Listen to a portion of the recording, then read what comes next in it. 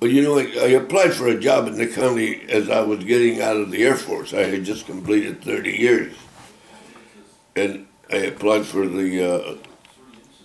job at the county here that was, the county had just approved an affirmative action plan that had been submitted by some community groups.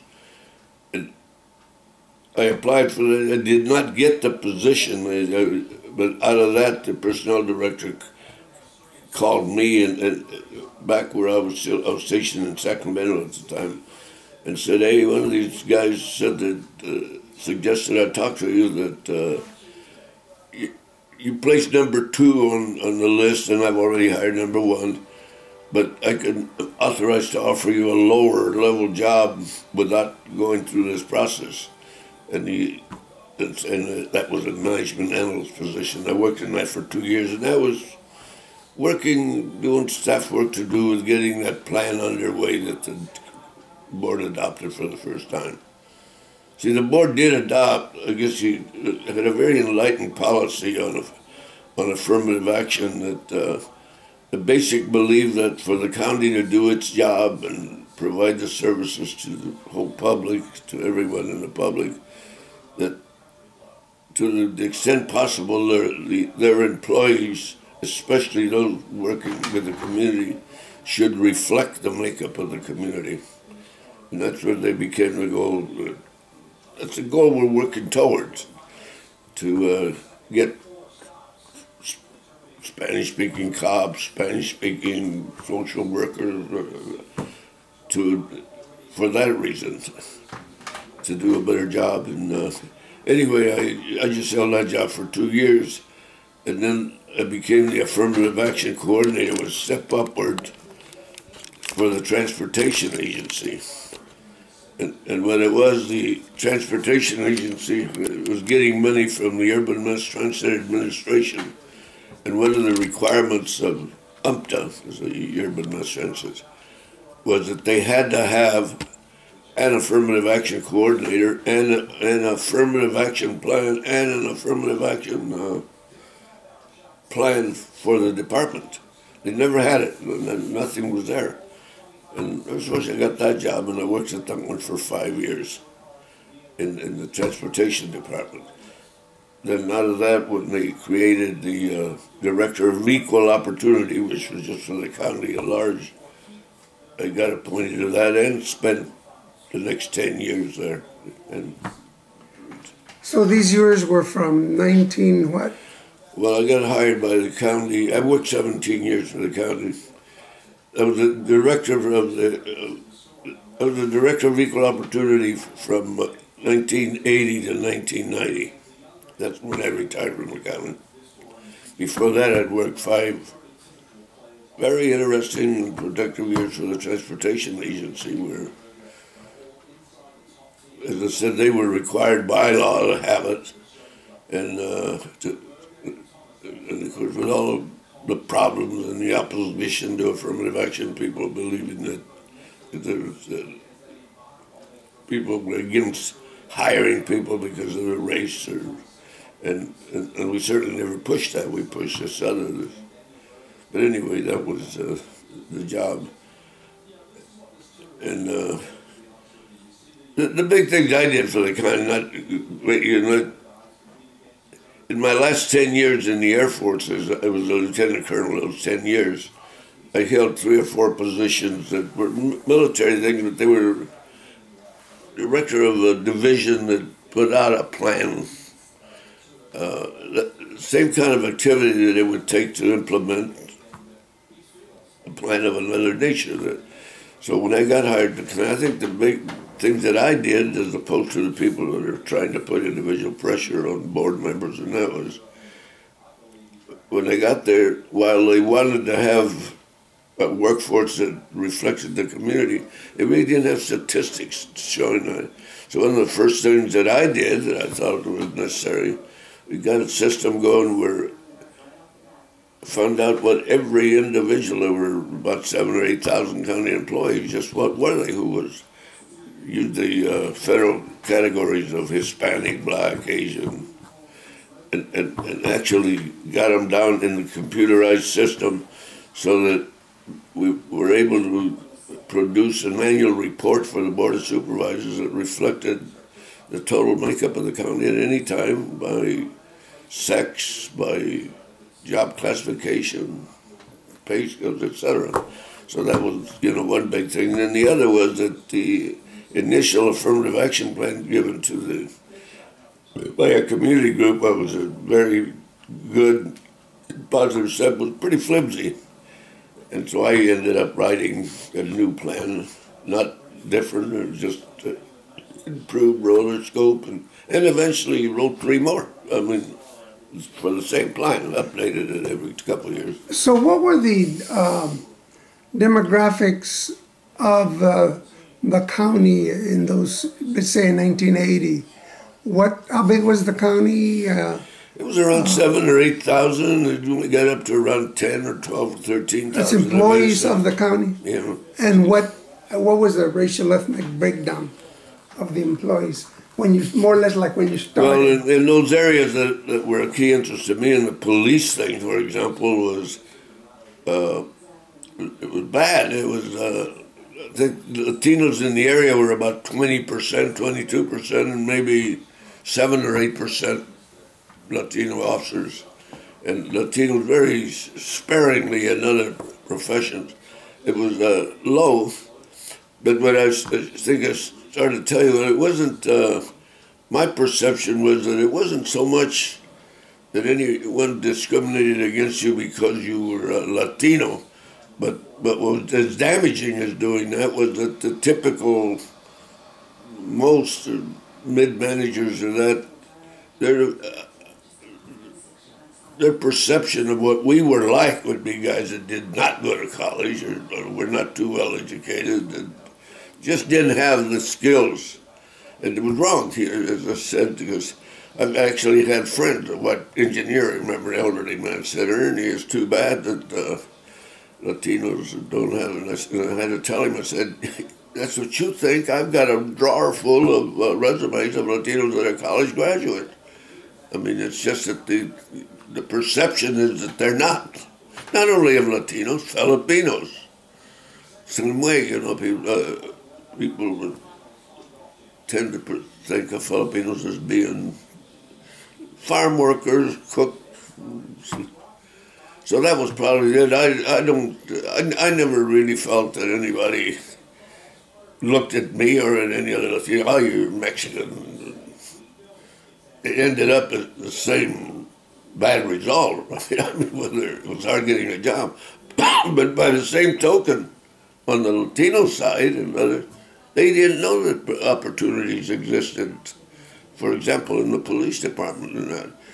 They didn't realize that that was an occupation where Latinos, at least in my opinion, really excelled in the military service, and they made an excellent group of people to get into police work.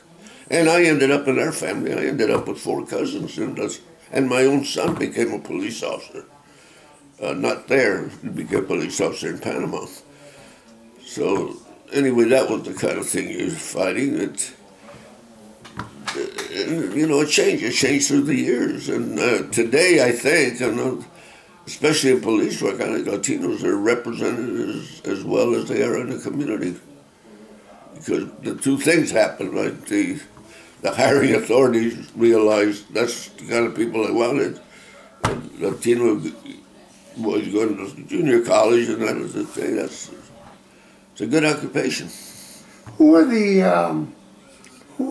the Board of Supervisors at that time when you started?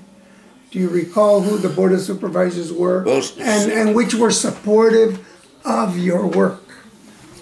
Well, the big ones that were there, Sig Sanchez was, do you know who he was? Victor Calvo. Oh, one that's even today, Congresswoman Zoe Lofgren. And the one that's a friend of ours now, a friend of Jack Brito's now, we have breakfast with him every once in a while, is Dan McCorkadale. Do you know him? He's a retired senator, state senator. Yeah, that in general, I didn't know any board members that were against the principles of affirmative action. But I would say that the ones that seem to be more in the forefront would be like Zoe Lofton, definitely Dan McCorkadale. Victor Calvo was another interesting guy. I didn't know him very well. He went on to move up to the state. He's passed away, so it turned out he was, just to me, he was an ex-Air Force pilot long ago. So they were supported, but not in a flag-raising, attacking mode. They did it, as I'm saying, we need people that, at least in the positions of which much of the county has public contact. You said that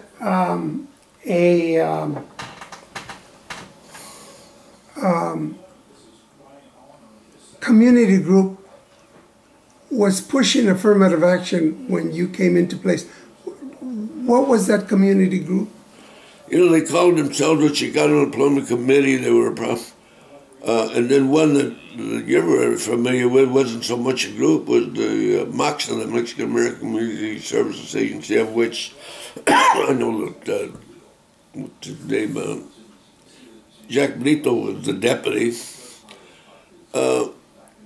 They're pushing, I don't know, they really didn't have big power, they might have, but what they did is that they formed a good contact for these. It probably had a lot to do with causing the board members in that to not only determine that they had to have a good policies, anti-discrimination policies, and that they had to work toward getting a county workforce that reflected the community to the extent possible. It never could reflect it then, and maybe even now in some areas. For example, lawyers. I mean, there were very few lawyers outside. You could never get the same many lawyers in there, but there were several come in, and eventually the Mexican community at large, I think, became aware of it. Not only the county, but the city and other cities in the area, and they became aware. Probably just normally, no big pressure. Who, do you remember any of the members of the Chicano Employment Committee? Oh, I got one. They moved back, and Tom Guerin was one, and it was just a loose organization. I don't think they had written membership or anything. They just met, and it was just a vocal group. They were the ones that would go in front of the board and protest looking for. They had a good impact on it, I think. And what was of interest to me that when I was, as a military guy, I was in Texas for over 5 years and really admired the Latino community there. But it was my observation, they kind of lived on their own group. And later, I had never seen what you saw here of a few Latinos. The lady that ran la Confederación de la Raza Unida was one. Jose Villa, you know, I think he was Jack Boss. They would appear before the board. When I say that they didn't have any power of withholding funds or doing this, but I think it just helped people that wanted to do good to begin with. I think most board members were. I didn't know any that seemed to hold minorities in low regard. If they did, they kept it to themselves. You mentioned the Confederación. Do you recall any of the members of that organization? The lady, the name escapes me. You probably know that she died. Very rough lady, but good, strong-willed lady. Any other people? Huh? Any other members? No, because it wasn't, you know, me as I would attend meetings when I'd hear them just attend. It wasn't really lasting friendships or anything. It was just, and like I say, those, when we even say members, I don't think they had anything, they probably didn't have a member list, or as far as I know, they probably didn't have a record that they could say this. Other than Jose Villa was the director of MACA, Jack Mito was his deputy. But the lady you mentioned may have been Ernestina Garcia. Absolutely, yeah. Wonderful lady. Very down to earth, fighting lady, you know. What affirmative action was a relatively new idea as far as how do you do it in your time. So what kind of training did you go to, or what did you visit other cities or places that you think were models for what it should be? But yes, I did. I really think we had as good as any, but it wasn't. I don't think there's any established thing. Very hard to, when you say. Once you grasp the main things that you had to have that information. What kind of a workforce do you have? What kind do you want to have? And then what do you do to get them there? Well, part of it then becomes what kind of recruitment you got to get them out. Because like I said, one of the reasons that minority groups were not up to par in numbers was they themselves didn't know or apply. Police was a good example. Because it requires a little level of education or not. If they don't apply and tend to develop negative attitudes toward policemen, that was one aspect. And you got then on the other side, well-meaning people in the police department who they don't need those guys that don't know what the hell they're doing. And, you know. So, no, there was no training. I used to visit for a purpose to see what they did that was good, that we should do. Never really, you know, you couldn't. My perception was I was different than some of others. I didn't. We obviously had to be. You couldn't have affirmative action where you had to hire somebody because of. When I got hired for the county director of equal opportunity, I remember my boss, George Siegel, for sure. When one of the questions he asked me, Ernie, what do I do when they tell me, hey, you got to have a Chicano in that slot? Nothing. I mean, can I order him to do that? And I said, no, I don't think you want to order them. You can't. It's not legal. But certainly what you should be doing is what you're saying, and make sure that that man hiring authority knows how you feel about it, the kind of workforce you hope to develop, because it's got to be real slow, as I'm saying, you know. You never had an instant where there were hiring going on all year in and year out.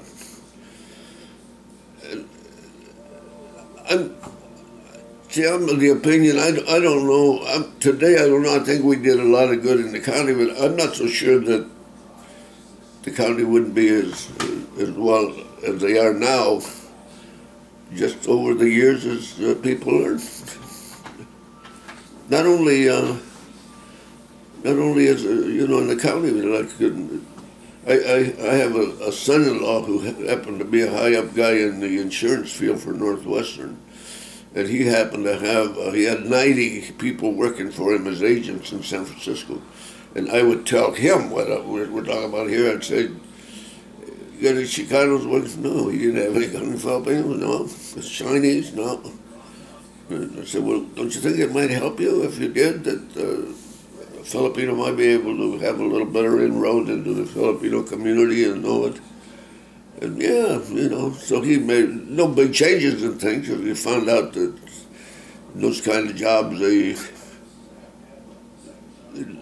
don't get that. But anyway, I don't know if I'm answering your question. No formal program. But I really think we we ended up by trial and error. And the big one that I told you, you're talking about hiring, but I sent you a page. You get the paper on my, the one on the minority business enterprise. Mm-hmm. See, I really think, to just digress for a minute, we would hope this would happen in the employment field. When I went to the transportation, Latinos especially, we're getting less than 5% of any construction money. And with a community that's over 20%, and a community that had a lot of small contractors. And again, it wasn't too far different to, my perception in time that several things were wrong with it. The contractors didn't know what good minority contractors they were, and they also had the preconceived, they're small guys, they don't have insurance, and it wasn't a matter of we don't want to hire anybody like that. But then when I showed you what we did there, we ended up, I just jumped the gun to the end when I thought, with pleasure, because I thought it was one of the greatest achievements we ever had, when a top manager from one of the major companies in the county came to me complaining that it was unfair that you made us invite these people to bid, but you didn't make them bid, and we lost a big contract because she got a contractor from Morgan Hill, thought he didn't like us, and the difference between him and us cost us a $5 million contract. You know what I'm saying? It's you saw there that no problem at all. If remember, you read Dr. Bunzel's opening when they talked how the construction industry was against anything to do with affirmative action and construction, and they gave the reasons that they're not well trained, you force them to do it. Well, it turned out the other way around, that by the time it was over, it took a long time, it took several years, because when it was over, it dawned on them that there's a hell of a lot of good contractors out here, competitive, and if we fail to get them, then we fail to get the big, which is what happened to the one in mind with it, because by law, the low responsive bidder always got the contracts. Do you recall any of the minority contractors from that era? Or companies that developed into bigger businesses because of affirmative action? Well, I wouldn't know that. I know, heck, the biggest minority one, we had very little to do with it, but he was very supportive of Rosenden, a major statewide electrician, but I don't think that they developed because of affirmative actions. I think what happened when we got going on that bidding process, it was that the little guys began to get more jobs, but not enough to be able to say that they developed. Rosenden developed without anything to do with affirmative action. That's the only guy I knew, but there were several. Including even when my brother was a contractor, he didn't get. My brother was the opposite side. He didn't want anybody to give him anything because of affirmative action. He was a little contractor. One of the things we did in the county was we developed for the first time a directory of about 150 or 200 contractors. And when I said, Robert, I'm going to put your name, he on NorCal, Florida, says, oh, you don't need that. I can compete with anybody. Well, again, how the world changes. I said, okay. Then his son called me up, who today runs the company. Well, hey, Uncle Ernie, put that name down. I mean, because I told him it's free advertising. So, I wouldn't take the credit that. I do think that those minority contractors that. See, there are a lot of them, as you may know, there's a lot of 1- and 2-person ones. They're never going to develop too big. They just begin to get more jobs. And then what also happens, even with Rosenden, for example, Rosenden, do you know what his real name was? No. Rosendes. Somebody said that long ago, when I talked to the brother that now was he said they started out, maybe grandfather, great-grandfather, with a little store fixing motors. Their name was Rosendas, and I guess one of them said, hey, Rosendas Gawachos, you know, so maybe they changed it to Rosendale. Impact, probably, you know, you never know, because now if you got the presidents over here and they see a Spanish name, probably, not because they hate them as people, because they had no confidence in them. But if all firms, like even my brother's firm was NorCal Floors, you know, didn't say Perez. Today, his son's got 10 employees, but nothing to do with affirmative action. Today he fights the same battle they all do. He tells me that he spends over $1,000 a month just in advertising for jobs. You know, they're all in the...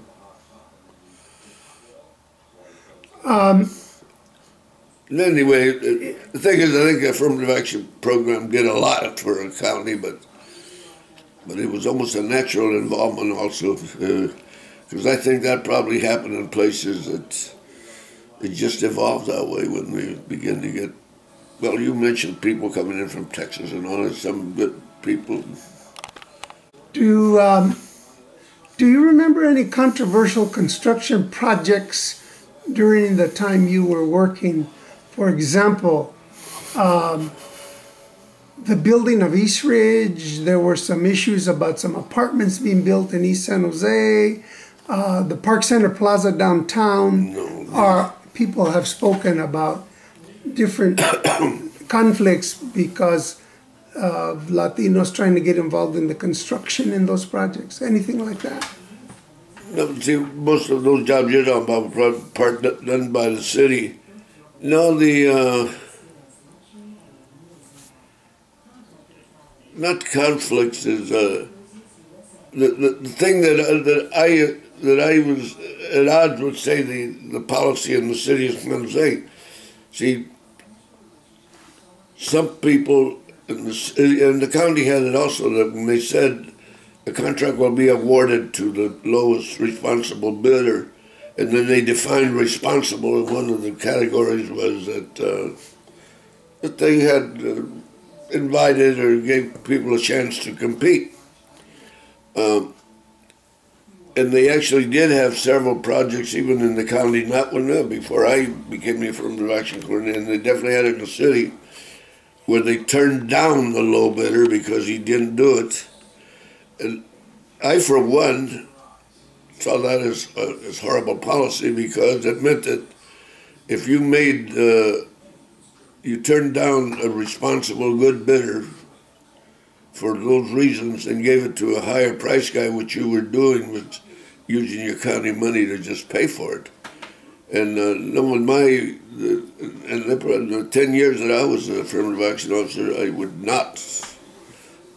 that was not one of the requirements. I think in that paper I gave you, the big requirement was that you had to show that you invited bids. Now, it took a long time to get there, because initially when the contractors had never had much to do with minorities, that was put on them. It's almost like a game. They would call you up and tell you, hey, you're an electrical guy, you want to bid on my project? Yeah, oh, sure. Well, I got to have it by 7 o'clock tomorrow morning. And then they would turn your name down, and they asked you, but you said, I can't do it. That kind of stuff. Yeah, no, I'm sure it happened on others. And it was a struggle. Even, see, the federal government did stuff when they started. They wanted to have those. It's just almost impossible, first of all, to get a right goal in construction. You know, that's really hard to say. You know, when you're dealing with police or social workers, you're saying there's 20% Chicanos, and you're hoping for a goal of 20%. But how do you do that in construction when most minority contractors were small? We couldn't handle the jobs you're talking about. I'd say a plaza. Yeah, because I'll give you the opposite one. I get limited. We didn't have too much. One day I was visited by a gringo, an American contractor. He said, you know, those guys that you're helping this year, because here's what we did. I told you that when we were having a big project, they had to draw out documents. Well, I'd get the name of the guy drawing the documents and his address. Then I'd give him a copy of the directory. And then we told him, oh, and then we didn't stop there. Then I wrote letters to select minority guys saying, hey, Joe, look, what's going here, you know, you may want to bid. And this were two white guys. And they said, that's wonderful, you know, we appreciate it. They didn't fight it. And I said, well, look, it's not limited to them. Give me your two names. I'll just put your name down, too. Because, you know, just digressing for a moment, don't you think that policy was great from just running a government agency to require bidding, which it comes up in the end result, usually lower prices meaning better use of money. Mm-hmm. You know, and that was, it just turned out it's just impossible to, heck, I did a lot of work in this house here. The electrical work was done by a single minority, which he kind of impressive electrician, but I doubt that he could have taken on a big electrical project in the county hospital or anyway, I don't know if I've answered your question. Mm-hmm. Anyway, in construction, it was a total success. The other, I think it's gotten to it had nothing to do anything with the county, but I told you about that son-in-law of mine. He ended up, incidentally, as the president and CEO of Northwestern Wealth Corporation. And I told him that, and he ended up hiring a Filipino guy. This was after I retired, nothing to do with the county, and a Chinese guy. Then later said, hey, Ernie, you know, what you said was right, except didn't really do any good because the Chinese guy didn't know how to speak Chinese, and the Filipinos didn't know their language either. You know, they just happened to be. Said okay, but well, you notice what's happening with the black community, and where that guy got killed. That they still have that thing of 60% blacks, and they only got 3 cops.